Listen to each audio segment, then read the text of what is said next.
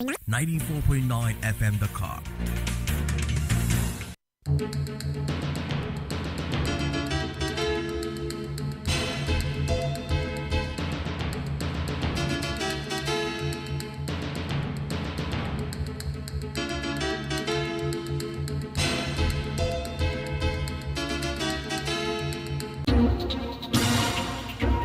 WADR, promoting dialogue. It is 6 p.m. in Dakar, 7 p.m. in Lagos. Good evening and welcome to Newslink on West Africa Democracy Radio, 94.9 FM and worldwide at wadr.org. First, the headlines. Opposition MPs in Senegal denounce Ousmane Sonko's election as President of the National Assembly. As the opposition, we will struggle, we will go forward. In few days, you will hear what we go to do. ECOWAS mediator praises renewed dialogue with the AES Confederation as regional security concerns deepen. A high court in Nigeria dismisses a lawsuit seeking to stop former President Goodluck Jonathan from contesting the 2027 election. And the Court of Appeal came with a judgment that the former president has no legal inhibition to contest the election. Why this repetitive instance reinstigate this matter again? And Guinea's Electoral Commission announces readiness to organize credible legislative and municipal polls on May 31. Please stay tuned for details of these stories and more. On the news, this is Deborah Amour.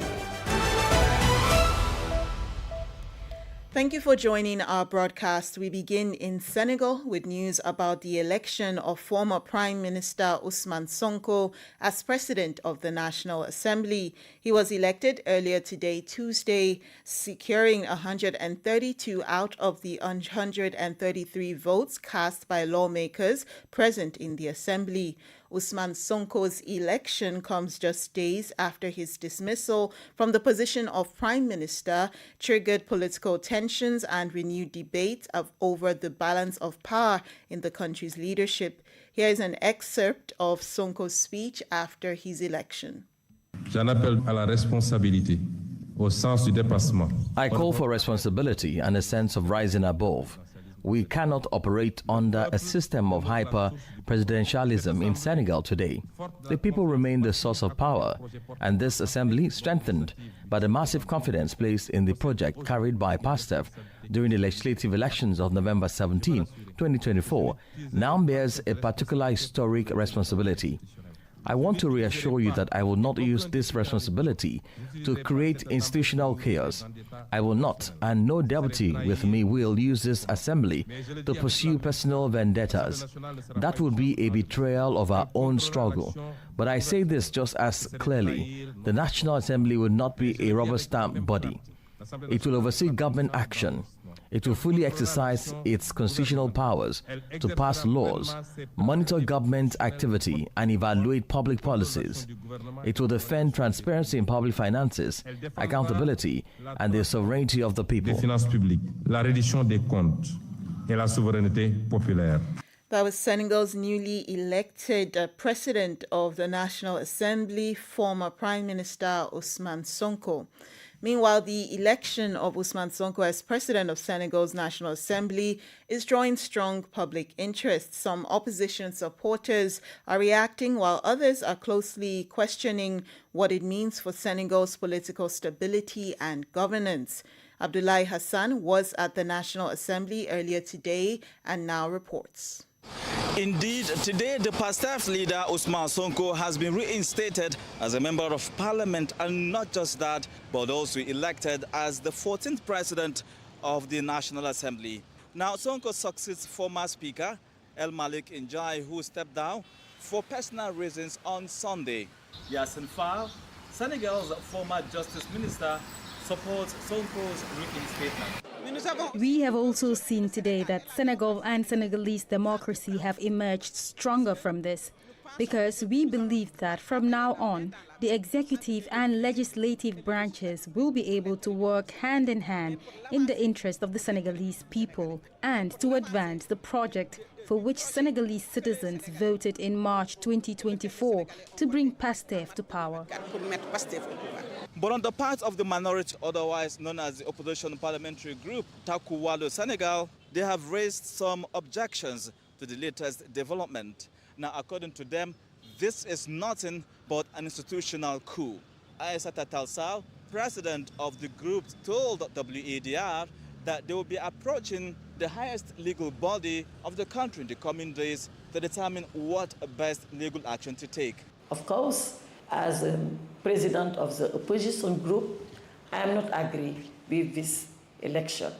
So we will struggle, we will go forward as the opposition, and maybe in few days you will hear what we go to do as the opposition. Anyhow, this masterclass, which defines Senegal's political and democratic journey, turns out the Senegalese people are calling for protection of the interests of the country.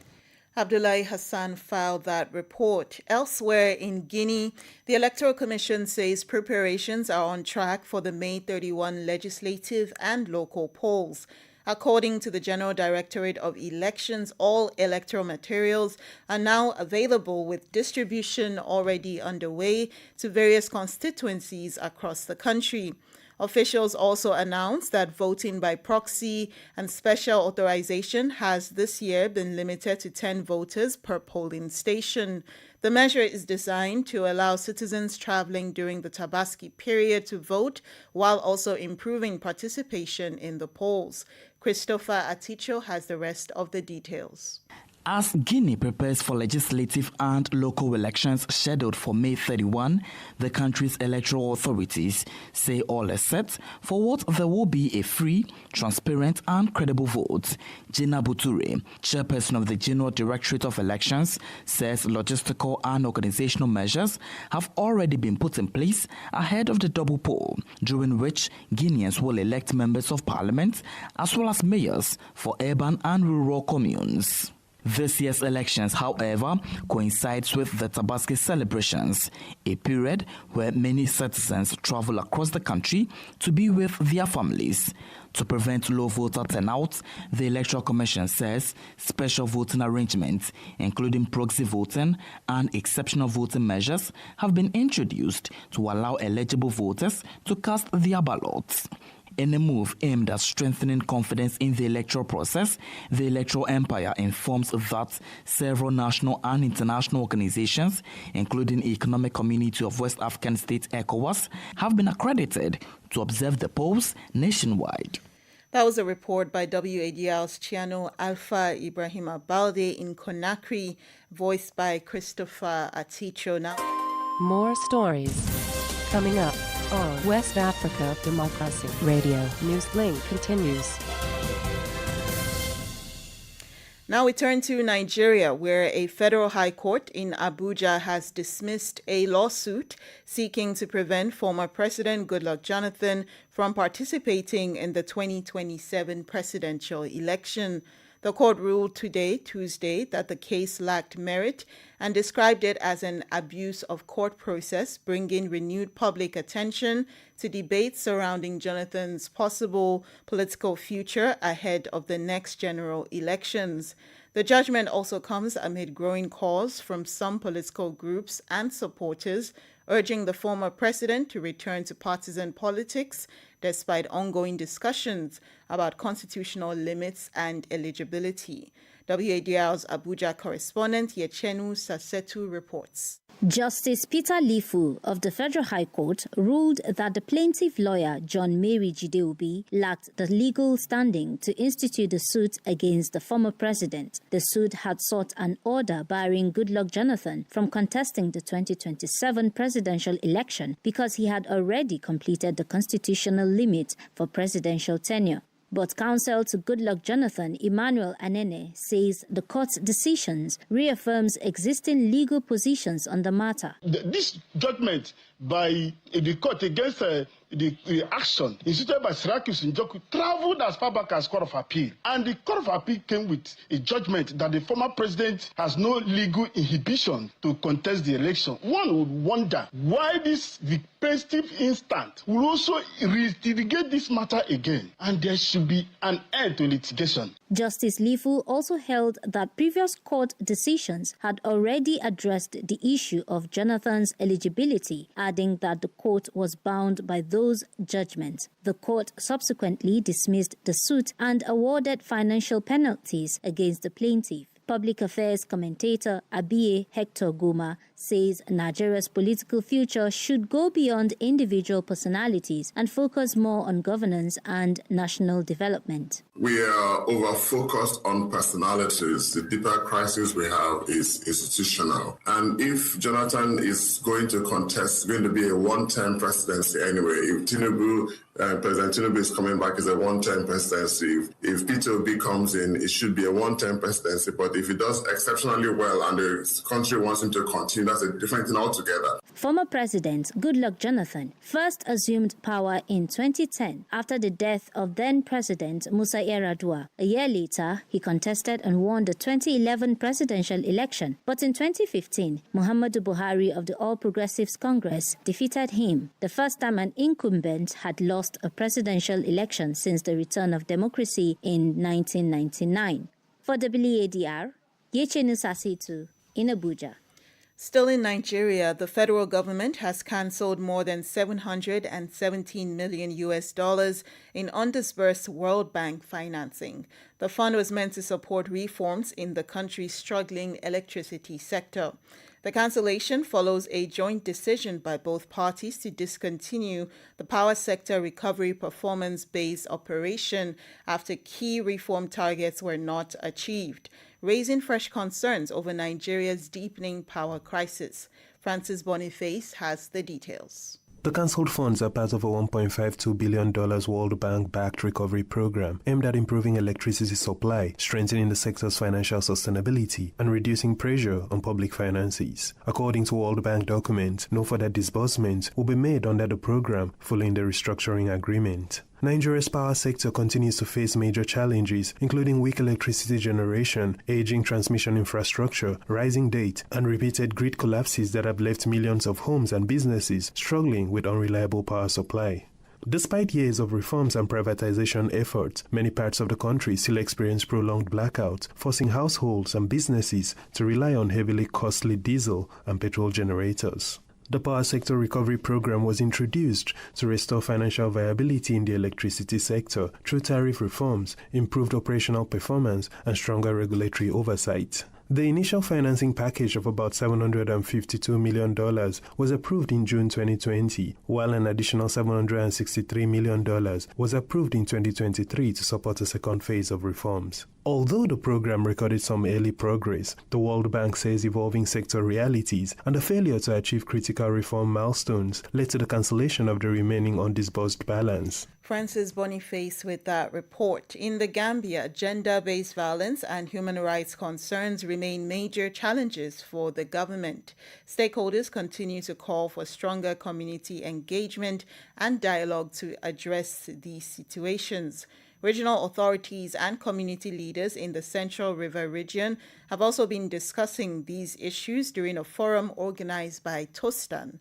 WADR's son Donald Mendy completes the story. Community leaders and regional authorities in the Central River region have been discussing the growing concerns surrounding gender-based violence, social cohesion, and human rights. The discussions formed part of a community engagement forum organized by Tostan, bringing together local stakeholders to examine challenges affecting communities and possible responses. Speaking during the engagement, Tostan National Coordinator Idrissa Keita said collaboration between institutions and communities remains important in addressing such issues effectively. The primary goal of this event is to create a vibrant platform for sharing, influencing, promote human rights and community well-being, but also protection of vulnerable members of our society.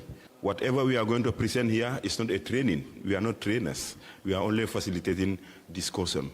A recent report by the Edward Francis Small Center for Rights and Justice notes that although the Gambia has made democratic progress since the 2017 political transition, challenges such as corruption, weak law enforcement, and governance gap persist. Usman Ba is governor of the Central River region. Therefore, I will urge all of you to actively participate, and once we are also in the implementation, we will be reminding people of their rights, but equally, we must also remind them of their responsibilities, because this too goes together.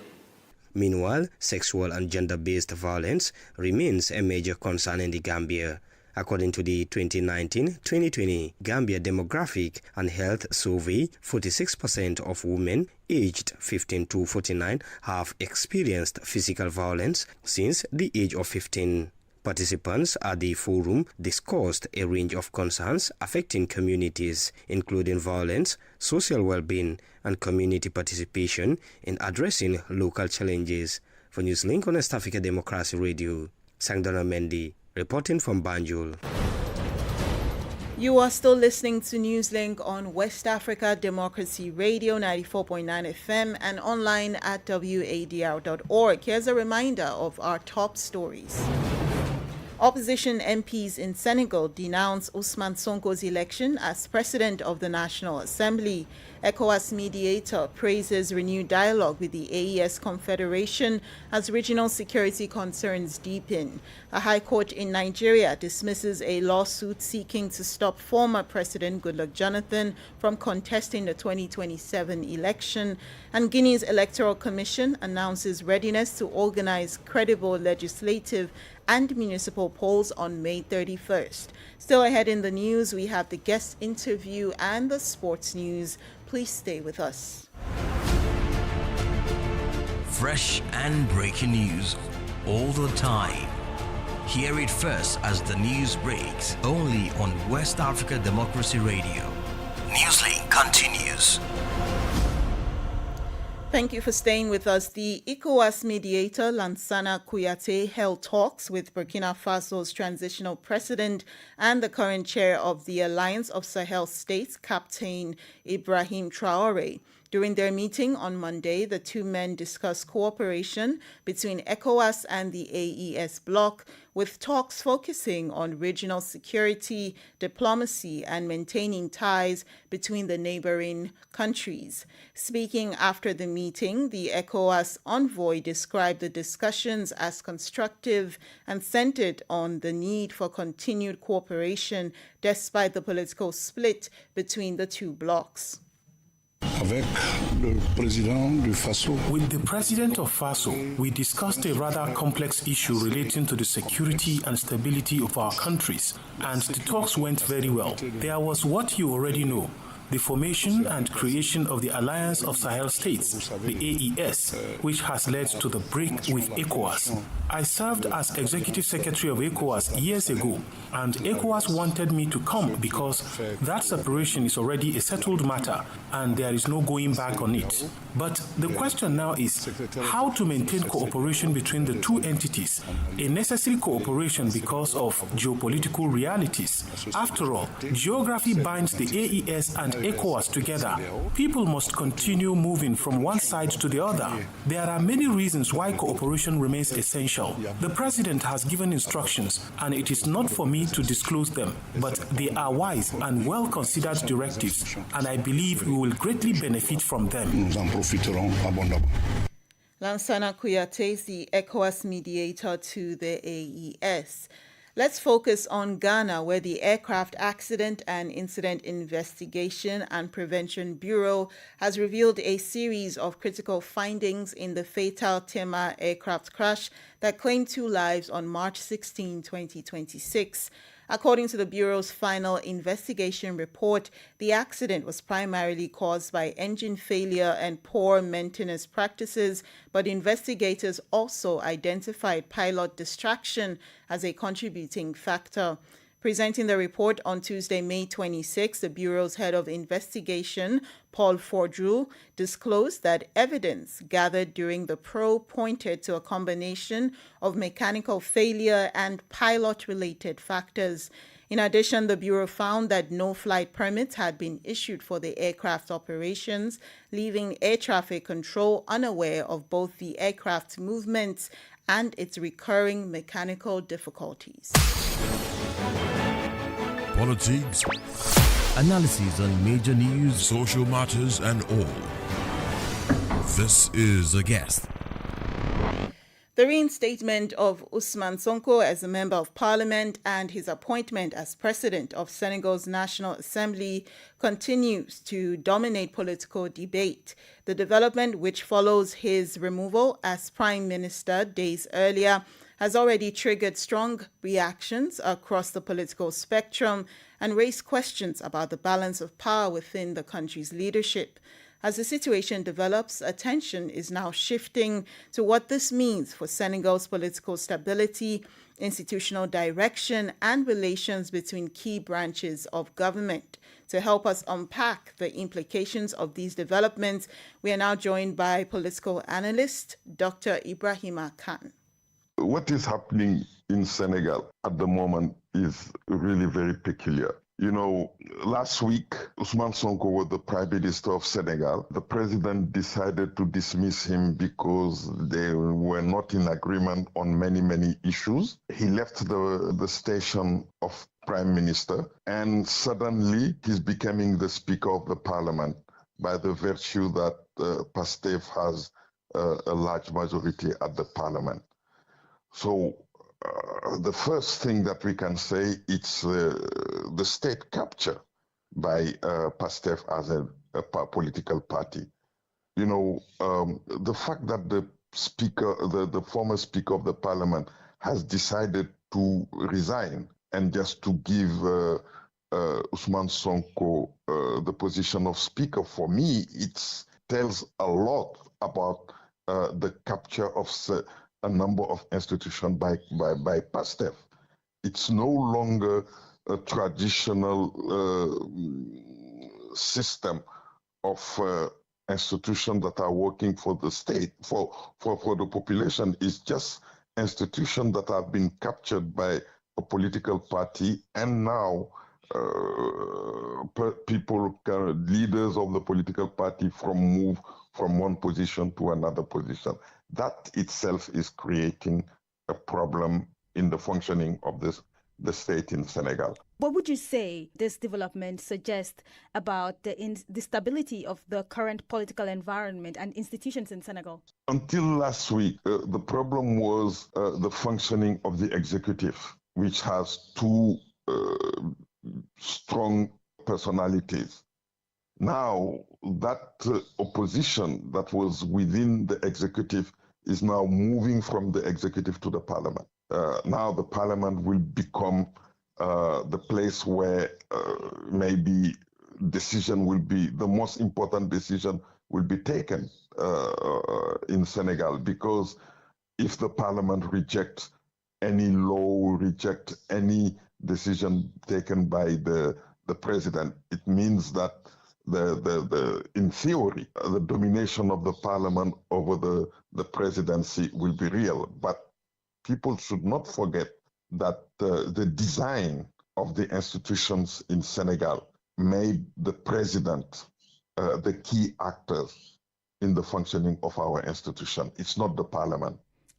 So that itself is a very important test for the Senegalese state in the coming weeks and months.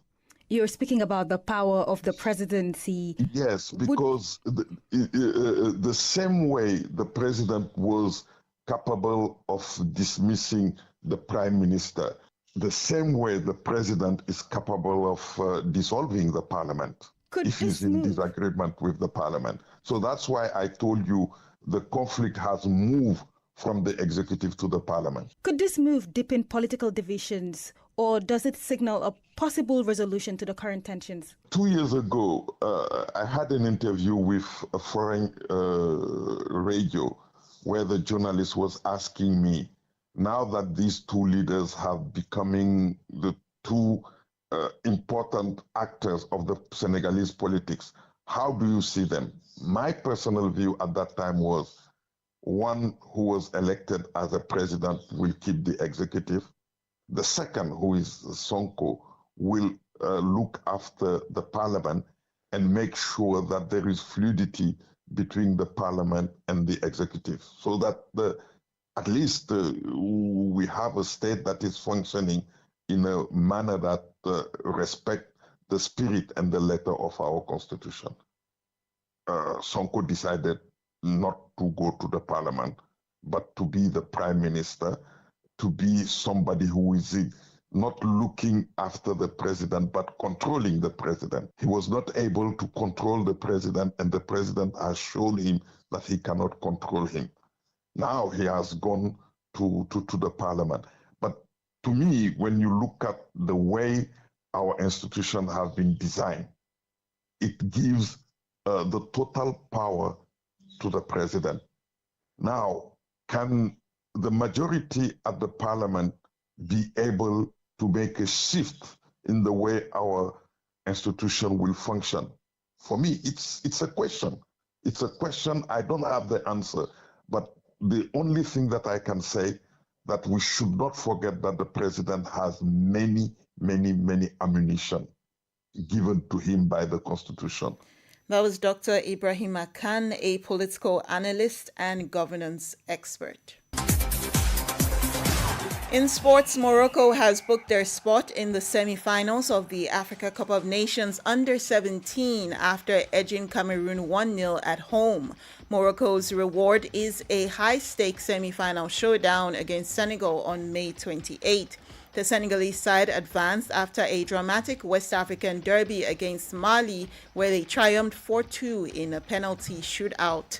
Elsewhere, Tanzania stunned Algeria in another quarter-final, prevailing 4-2 on penalties after a 3-3 draw. Meanwhile, 9 players have opened camp for the Black Stars in Wales ahead of a pre-World Cup friendly on June the 2nd in Cardiff. With most European leagues now concluded, others are expected to join the camp in the coming days.